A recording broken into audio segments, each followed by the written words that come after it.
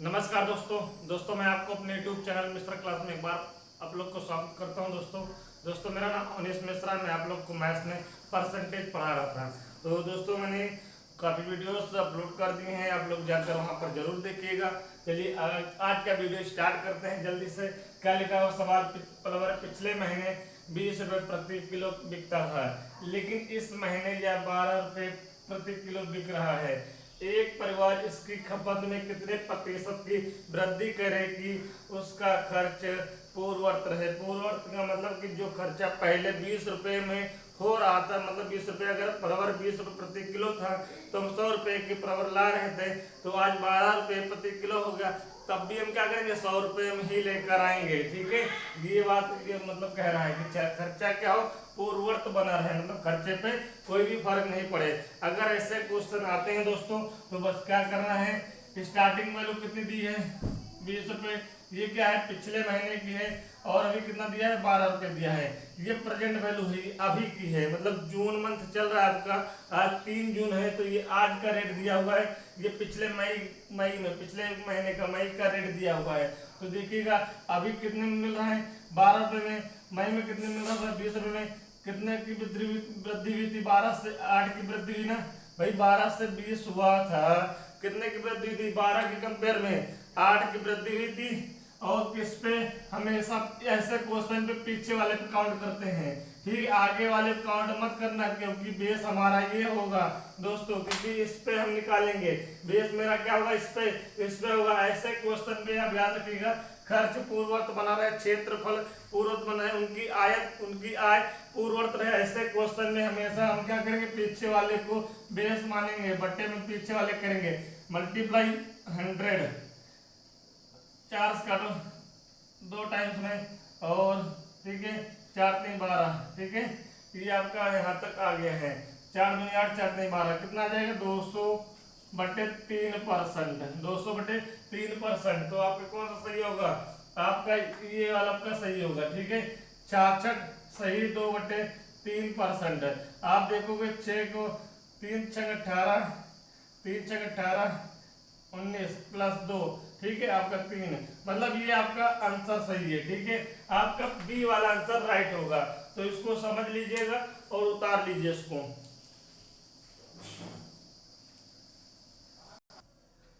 चलिए दोस्तों, अगला क्वेश्चन आप लोग को उतार दिया है। क्वेश्चन क्या है, किसी वस्तु के मूल्य को के बढ़ा दिया जाता है। वस्तु के मूल्य को क्या कर दिया जा रहा है, के परसेंट घटा दिया जा रहा है, तथा घटे हुए मूल्य को के परसेंट बढ़ा दिया जा रहा है। ठीक है, घटे हुए मूल्य को के परसेंट से बढ़ा दिया जा रहा है।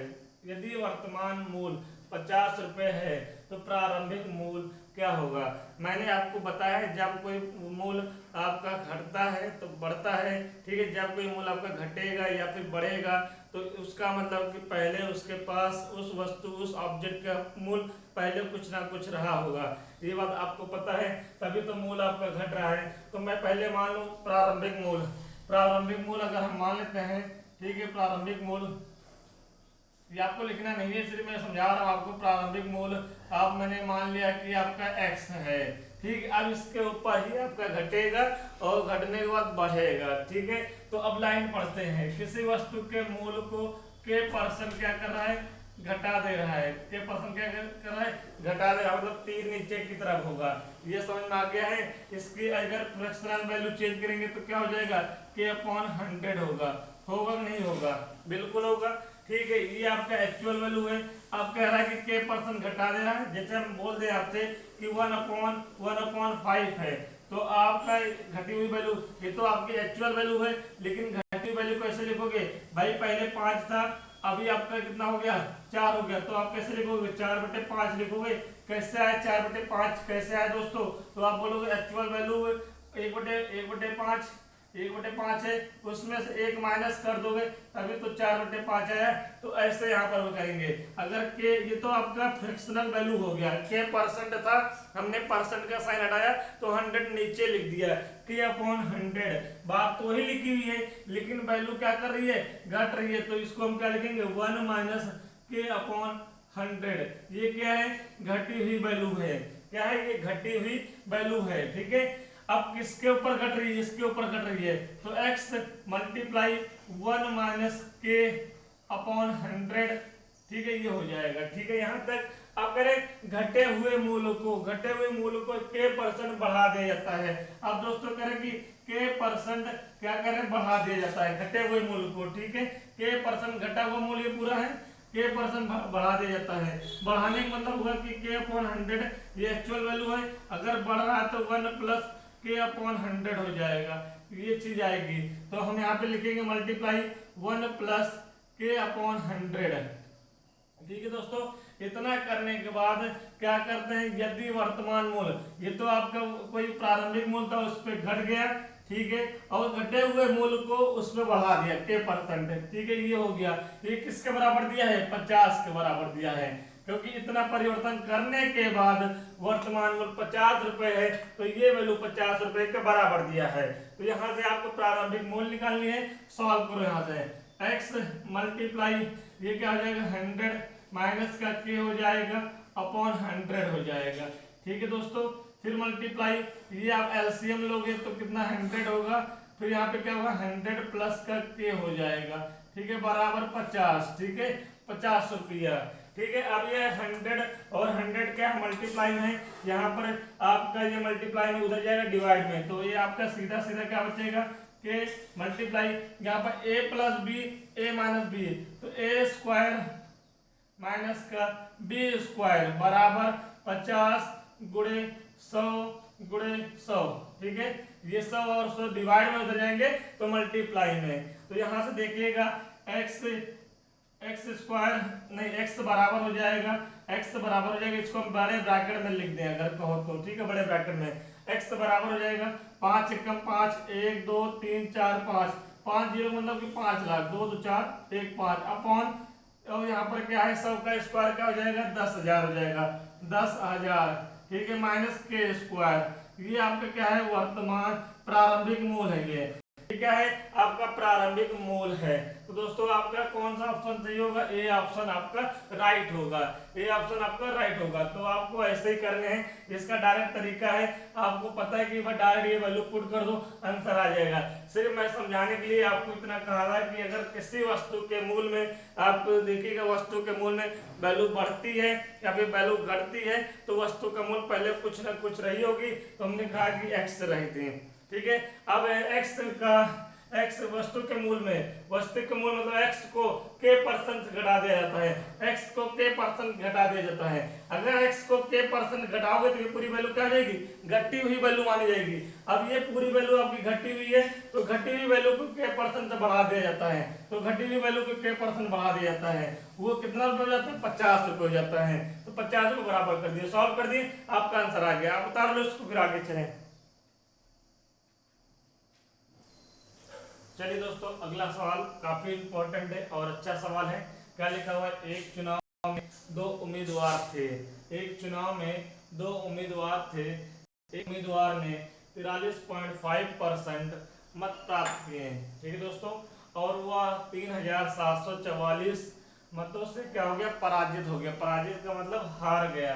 जीतने वाले उम्मीदवार ने कुल कितने मत प्राप्त किए होंगे। बहुत अच्छा क्वेश्चन है, बस आपको समझना है, समझाता हूँ पहले फिर उसके बाद करेंगे। ठीक है दोस्तों, चलिए एक देखते हैं, एक आपका ये है उम्मीदवार, एक आपका ये उम्मीदवार है। ठीक है, इसको हम रामू मान लेते हैं, ठीक है रामू, और इसको हम श्यामू मान लेते हैं दोस्तों। ठीक है, दोनों लोग चुनाव में खड़े हुए और इन दोनों में एक स्कूल प्राइमरी स्कूल में इनका वोट चल रहा था।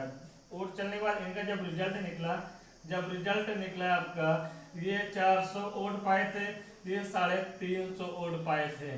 ठीक है, तो फाइनल मैं यही कहूंगा कि जो रामू है श्यामू से 50 वोटों से जीता हुआ है भाई।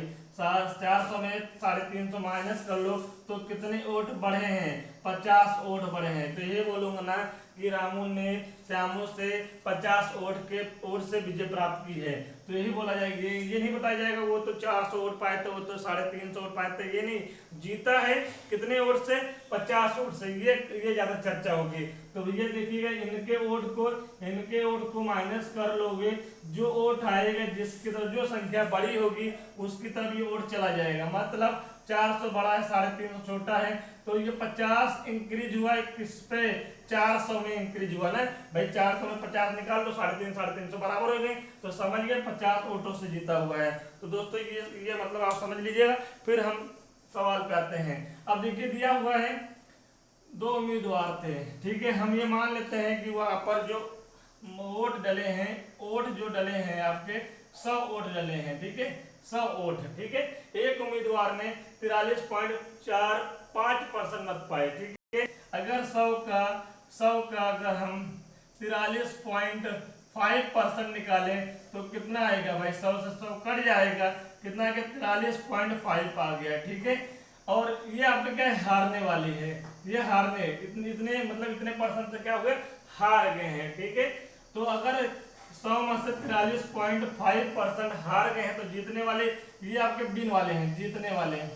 जीतने वाले वोट कितने पाएंगे, तो आप बोलोगे सर 100 में से 43.5 माइनस कर लें। अगर भाई आपसे बोलूं कि 100 वोट पाए हैं, 100 वोट में 30 वोट हारने वाली पार्टी ने पाए हैं, तो जीतने वाली पार्टी ने कितने पाएंगे, 70 पाएंगे।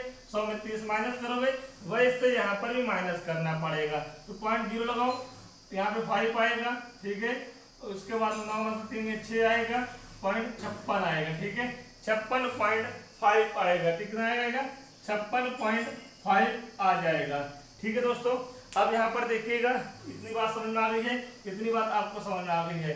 हमने कुल वोट माने हैं 100, ठीक है। वो बोल रहा है एक उम्मीदवार ने 43.5% मत प्राप्त किए और वह इतने वोटों से पराजित हो गया। वह यूज हुआ है किसके लिए, ई वाले व्यक्ति के लिए यूज हुआ है। इस वाले व्यक्ति मतलब कहने मतलब वो है कि वो मतलब वोट, अगर वोट से हारा है तो 3744 वोट से हारा है।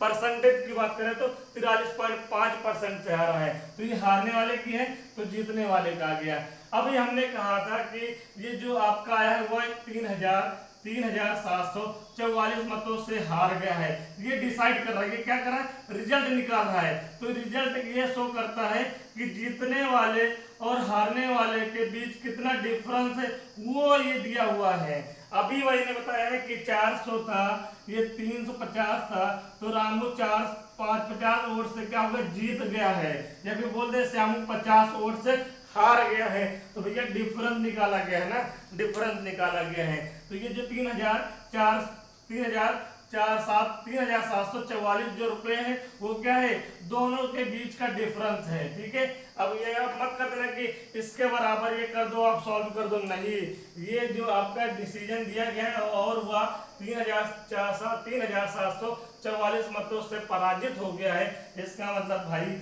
इनका डिफरेंस है, ठीक है। ये जीतने वाला है, हारने वाला है। तो भैया देखो 56.5, 43.5, 5 माने तो 0.3 और 1 मतलब डिफरेंस कितना है, 13 का है। 13 की वैल्यू कितनी दी है भाई, यहाँ पर 13 वोटों से कौन ये हारा है, 13 वोटों से कौन हारा है, ये हारा है, ठीक है। यहाँ 13 वोटों से हारा है, यहाँ पर कितने वोटों से हारा, 3744, ठीक है, हारा है। तो एक वोट बराबर 3744/13, ठीक है। हमें क्या चाहिए, जीतने वाले उम्मीदवार। तो जीतने वाले उम्मीदवार कितने हैं, 56.5 है। तो यहाँ पर क्या करोगे, 3744/13 मल्टीप्लाई 56.5। तो दोस्तों इसको हल करो, फिर आपका आंसर आ जाएगा, दिख रहा है आपको। मैं इसको यहाँ पर हल करता हूँ दोस्तों, ठीक है। तो क्या लिखा हुआ, 3744/13 मल्टीप्लाई 56.5, इसको हल करो, ठीक है दोस्तों। यहाँ से पॉइंट हटाओगे, नीचे 0 बढ़ जाएगा, ठीक है, यहाँ तक। ठीक है, अब इसको काटो, 5 से काट दो, 5 पंजे 5, 5 पंजे 5, 5 3 जा, 5 2 जा, ठीक है। इसको काटो 2 से, 2 1 जा 2, ठीक है, 2, ठीक है। अब इसको 13 से काट दोगे, चलो 13 से डिवाइड करके देख लो भाई, ठीक है। 13 से 13 कम 13, ठीक है। यहाँ पे 5 आएगा, 13 चौक 52, यहाँ पे 5 आएगा 2, 13 चौक 52, ठीक है, ये कितनी बार हो जाएगा 13 से 144, तो 144 मल्टीप्लाई 113, ठीक है, इन दोनों मल्टीप्लाई करोगे तो देखो भाई अब यहाँ पर देखो 4 3 12, ठीक है, मतलब ये ऑप्शन नहीं होगा, ये ऑप्शन नहीं होगा क्योंकि लास्ट डिजिट क्या आएगा 2 आएगा। अब इसमें फंस गया है मैटर, इसमें फंस गया है, तो आपको क्या करना पड़ेगा, ठीक है, आपको 144 और 113 को मल्टीप्लाई करना पड़ेगा। 4 3 12, ठीक है, हाथ से लगाए आपका 1, 4 3 12 13 13, हाथ से लगाए 3 कम 3 1 4, ठीक है। इसी प्रकार आप 4 4 1, अब क्या करना है 2 जोड़ना है, हम सॉल्व बता रहा हूँ मैं, 4 और 3 7, अब यहाँ पर 8 है, यहाँ पर 7 है, तो आपका आंसर क्या होगा। सो भाई पूरा करना क्या है, आपने देखा कि लास्ट डिजिट 4 और 3 का मल्टीप्लाई की 12 आया, मतलब यहाँ पे 8 है, यहाँ पे 8 है, ये दोनों ऑप्शन तो बिल्कुल नहीं होंगे, और यहाँ पर देखा 2 है, यहाँ पर 2 है, अभी फंस गया। अब तो डिसाइड करना पड़ेगा, यहाँ पर 2 है, यहाँ पर 2 है, अब इन दोनों में से कोई होगा। भाई अगर यहाँ पे कोई और संख्या तो काट देता, फाइनल कर देता आंसर, लेकिन यहाँ पर नहीं फाइनल हुआ। फिर मैंने क्या किया, थोड़ा सा 2 स्टेप आगे बढ़े, अब यहाँ पर जोड़ोगे आपको, ठीक है, रुकी, अच्छा हाँ ठीक है, कट्टुम होगा, यहाँ पर भी कट्टुम, यहाँ पर भी होगा, ठीक है भाई। अगर आप बोल रहे भाई तीसरा स्टेप ना होगा कट्टुम, तो आपका 2 फाइनल 2 आएगा, 4 3 7 2 फाइनल आएगा, मतलब 72, तो आपका आंसर यही राइट होगा दोस्तों। तो अच्छे समझाया आपको, बस समझना है, आपको करने में तो बहुत जल्दी हो जाएगा, समझना पड़ेगा ये वैल्यू क्या दिया हुआ है, ये वैल्यू क्या दिया हुआ है। अब बहुत लोग समझेंगे एक उम्मीदवार इतने मत प्राप्त किए और वो इतने से हार गया, मतलब हारने वाले ये वाली वैल्यू इसके बराबर होगी, नहीं भाई ये वाली वैल्यू इसके बराबर नहीं होगी। हमने बताया कि आपका जो हारने वाले पे है निकाल लिया, जीतने वाले निकाल लिया। अब जो ये डिसाइड करता है कि इतने वोटों से हारा हुआ है, इतने वोटों से जीता हुआ है, वो क्या होता है, हारने वाले की संख्या जीतने वाले संख्या का माइनस होता है, तभी आपका रिजल्ट निकलता है कि हाँ साफ साफ बोल रहा है कि वो 3744 वोटों से पराजित हो गया, हार गया है। तो ये रिजल्ट बता रहा है, रिजल्ट तभी निकलेगा जब जीतने वाले और हारने वाले का डिफरेंस निकालोगे, तो ये हमेशा क्या होता है, डिफरेंस होता है, तो मतलब 13 के बराबर ही होगा, ठीक है। उतार लीजिए फिर आगे चले।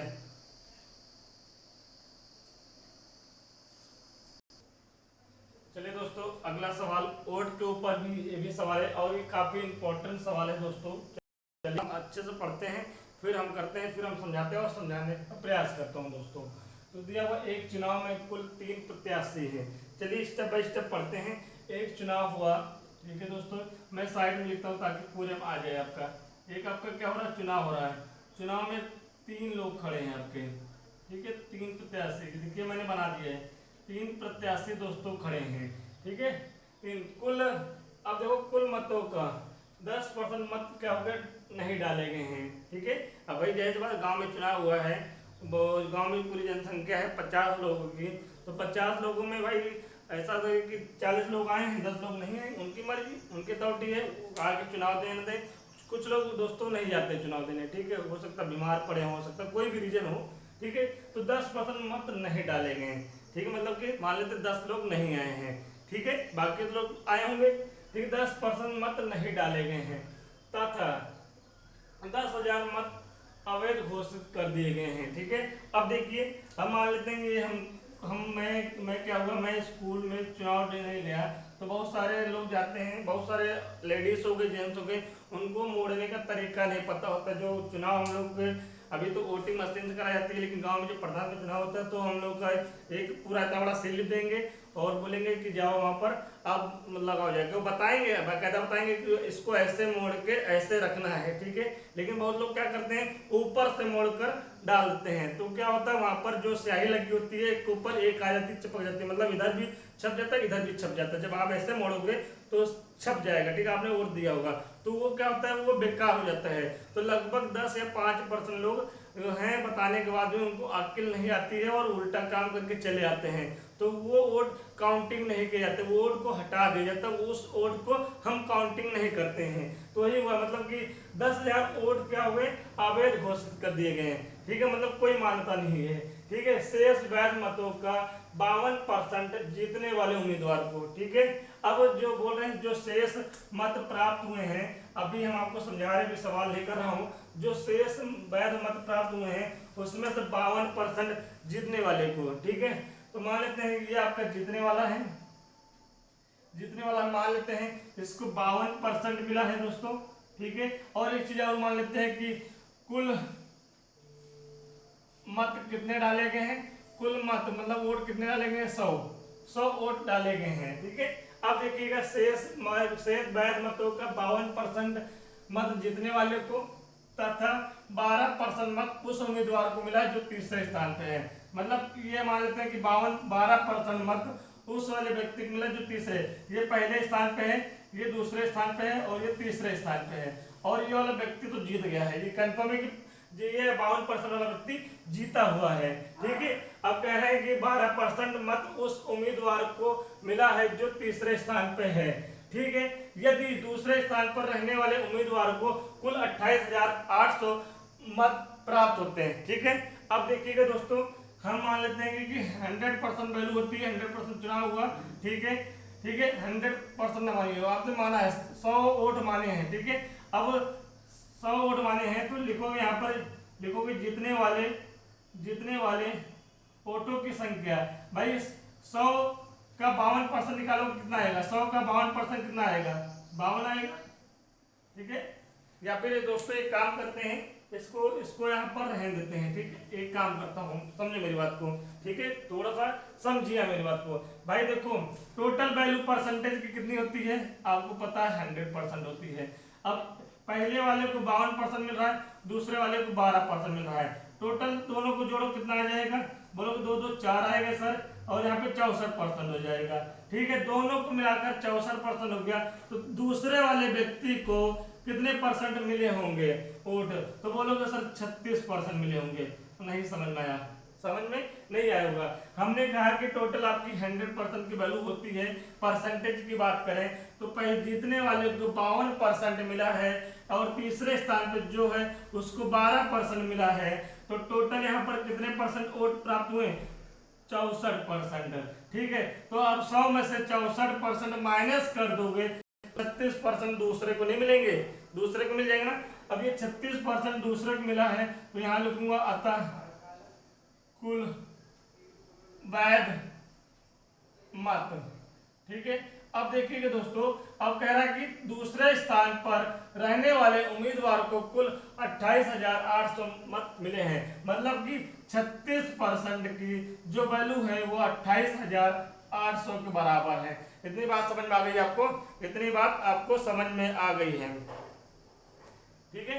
अब देखिएगा 1% की वैल्यू आपके कितने बराबर होंगे, 28,800 अपॉन 36, ठीक है, इसके बराबर हो जाएंगे।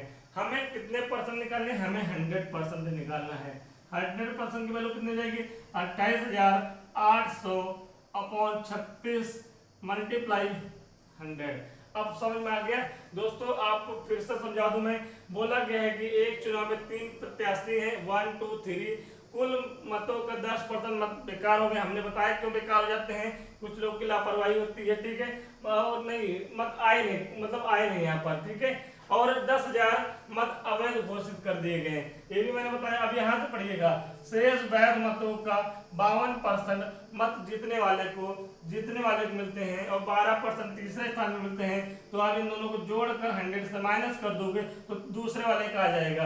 तो आप कह रहे हैं कि 36% यहाँ पर मिले हैं और यहाँ पर कितने मिले हैं, इसको मैं प्लस हुआ तो 36% की वैल्यू 28,800 हो जाएगी। तो 1% की वैल्यू आपके 28,800, नीचे 36 आ जाएगा। 100% की वैल्यू क्या हो जाएगी, दोनों तरफ 100 से मल्टीप्लाई कर दोगे, तो यहाँ पर सॉल्व कर लो, इसको काटो, इसको 100 से